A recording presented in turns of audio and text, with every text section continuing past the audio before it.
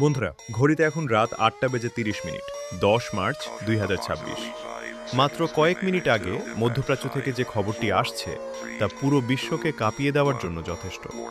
ইসরায়েলের আকাশ এখন ইরানের শত শত ব্যালিস্টিক মিসাইলে ছেয়ে গেছে।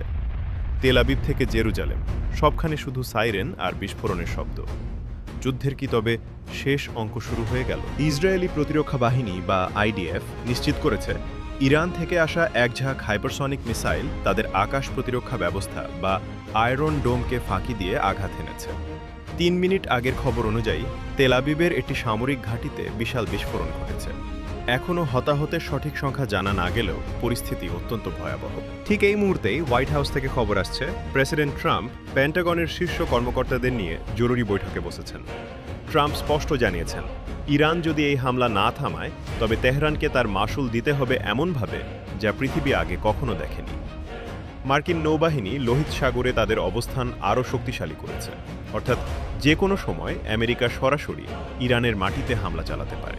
যুদ্ধের এই টাটকা খবরের প্রভাবে বিশ্ববাজারে তেলের দাম এক লাফে প্রতি ব্যারেল $128 ছাড়িয়ে গেছে।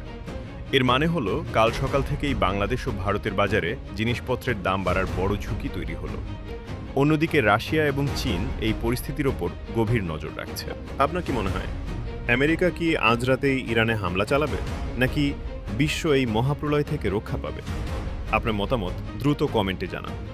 পরবর্তী প্রতি মিনিটের আপডেট পেতে আমাদের চ্যানেলে সাবস্ক্রাইব করে বেল আইকনটি চেপে রাখুন। ধন্যবাদ।